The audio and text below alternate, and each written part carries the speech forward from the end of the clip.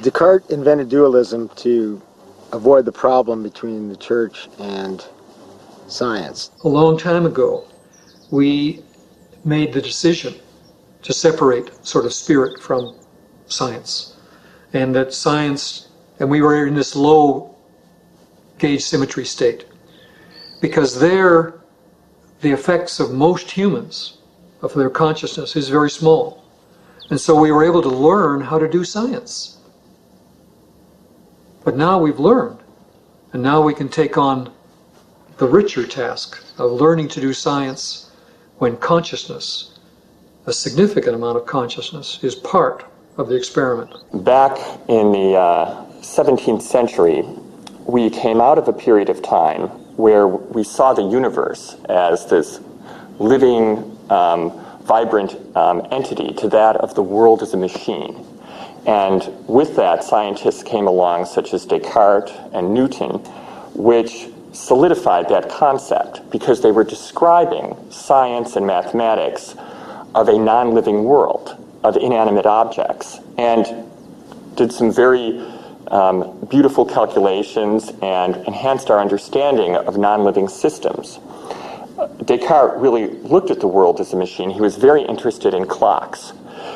The problem is they applied this model of a clock or a wind-up toy soldier to living systems as if we understood the parts, the different components of the system well enough, we would understand how the system works, as in a clock. The key underlying assumptions that most scientists still work under is that we live in a clockwork universe.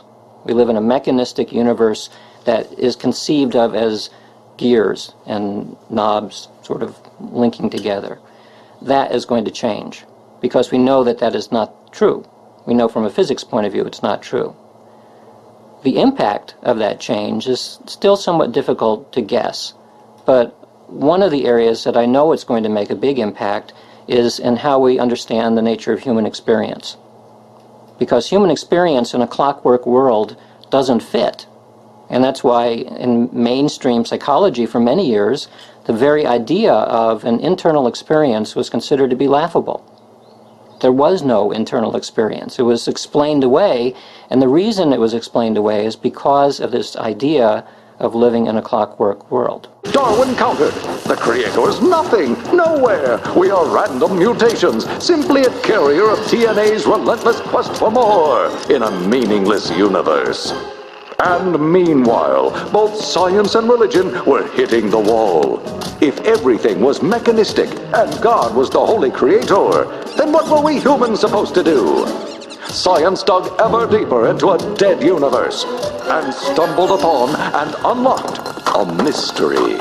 In the material way of thinking, what happens is that we always shortchange ourselves because we cannot understand love, justice, or even meaning. So we think that the world is meaningless. Love and justice are figments of our imagination, which has no meaning in the first place. In tiny corners of space and time, scientists found unfathomable energy and mind-numbing mysteries. Mysteries that suggest we are all connected, that the physical universe is essentially non-physical. Time and space are just constructs of this non-materialness. I think that by looking at where this intersection between science and religion is going to be our best way of really being able to address those issues and to go ahead and do science appropriately and morally and respectfully, but also preserve who we are as human beings, because while science can do a lot of things for us, it still doesn't necessarily change who we are as human beings, which probably is the ultimate reason why we have our problems. Bringing mind and matter back together again is not so easy to do. The problem is we've been trained so well in science to work with the idea that mind is outside of science that we don't have any way of testing to find mind inside. One of the reasons why, among the wide variety of things that I could have done, that I settled on psychic phenomena is because I convinced myself through my own experiments and through watching the experiments of others that these effects are real. And if they are real, then it means that the large bulk of science has completely sidestepped something of profound interest and probably profound importance. Because anytime science has ignored something or partitioned off this area of the world we're not going to look at, it means that we're not getting a comprehensive view of reality. Anytime a worldview changes, it will affect behavior, affect society, affects economy. Everything reflects the sense of what the worldview is. So if we imagine the worldview as a giant machine that's there to be exploited, then that's the way we'll do. That's what'll happen. That's the way we'll operate. That's why business goes crazy sometimes, because the nature of the game is get as much as you can. If that changes, probably the closest parallel I can think of is the ecology movement. Before an ecology movement, the notion of sustainability, of rare resources, of paying attention to the world as an organism was laughable. And we still see the effects worldwide when people don't pay attention to the fact that we're living in a closed space. There's a limited amount of stuff to use. That makes a big difference. So how will it make a difference if people imagine that the ecology extends into the mind? Well, there might be a kind of a closed space there too. You start making it dirty and putting in a bunch of bad stuff in there, you're going to end up with a bad mind environment. We need a new spiritual milieu. We need a new spiritual way of understanding the nature of what it is to be a human being. Because the old ways, the old mythologies, the old monarchy, king, god, versus the old lawful scientist way of doing everything are dead. They need to be buried. We need a new realm, a new vision. And I think quantum physics, if anything, could help us get a step up in the right direction. People ask me, why does quantum mechanics matter, given that it's little tiny stuff and who cares? There are three possible answers. From a practical point of view, it doesn't make any difference at all. You still have to go to work and drive your car and do all the rest of it. From a second point of view, it infiltrates everything in the world, especially the world of electronics. When you go to the supermarket and you do the scanning at the checkout, that's a quantum mechanical effect. But I think the important part is the third one, which is essentially a philosophical issue. Why are philosophers so passionate about deconstructing the assumptions of the world? I finally got it. I got it as a result of looking at quantum mechanics and comparing it to classical mechanics. They present two very different ways of thinking about the way that the world works and about what we are. So from a classical perspective, we are machines. And in machines, there's no room for a conscious experience. It doesn't matter if a machine dies. You can kill a machine, you can throw it in a dump, it doesn't matter. If that is the way that the world is, then people will behave in that way.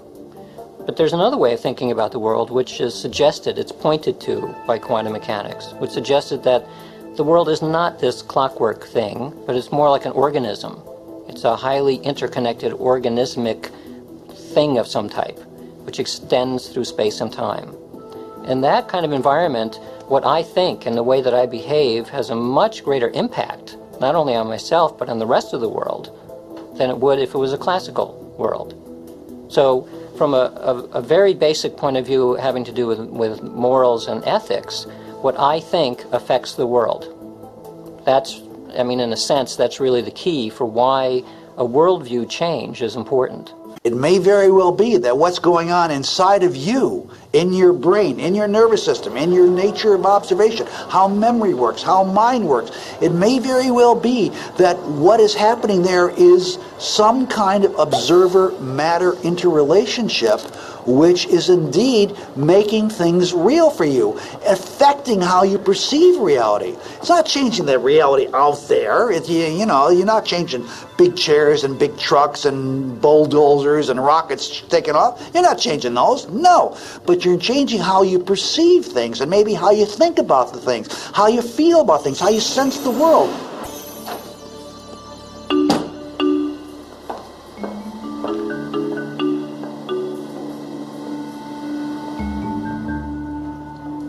Try it. How do I know what I'm doing? I and the vase are one. Hey, might help your work too. I live through my eyes.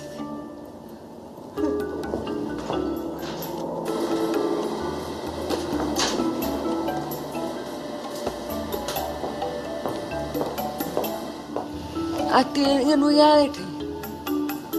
Not just some nebulous, nothing, touchy-feely world of shifting whatevers. If it's real, I want to see it. Reality, what a concept. What is reality, and is it ever knowable? The easy answer to the question as to whether reality itself is illusory and it's really all fuzzy and it's all just probabilities, the easy answer to that would be yes. So, if I were hurrying off to a meeting instead of being interviewed and somebody came up to me and pestered me on the street and asked that question, and I'd say, yes, that's basically right. But it's more complicated than that, because at the moment that you interact with reality, it does then come into absolutely rock-solid existence. It's only fuzzy when you're not interacting with it. When we look at some of the modern scientific views of reality that have tried to get down to the nitty-gritty, we see that at its ultimate level, say in M theory or string theory, that reality is not solid, it's mostly empty space, and whatever solidity it has seems more to resemble a hologram picture rather than material, harsh, solid reality. It's a shimmering reality that seems to be very susceptible to the power of thought. Very powerful mystical experiences are perceived to represent a truer form of reality, a more fundamental level of reality that makes this material world really not mean as much. And some people have described it as an illusion, which I think is sometimes a little strong, but I think the point they're trying to make is that it just doesn't have the realness, the quality of realness that these states have. And the ultimate goal of the mystic then, once they've had that experience, is to kind of keep trying to get back to that experience, because that is, in their eyes, what represents the fundamental level of reality. The infinite information that the brain is processing every single second tells us that there's more to the world than we're perceiving. However, every single time we're immersed in an experience with our senses, seeing, smelling, tasting, feeling, as we're immersed centrally in our reality.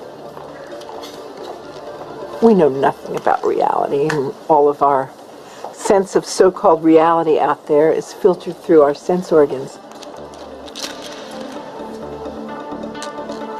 The brain processes 400 billion bits of information a second, but we're only aware of 2,000 of those. That means that reality is happening in the brain all the time. We have to go beyond our senses to create a new paradigm. Our senses determine everything that exists in our world, but that doesn't necessarily mean that's the end of our world. We have to embrace knowledge that's unconventional, that's in the unseen. And if we can wire it in our brain first, then what has always existed will now be seen by us. That's the paradigm shift.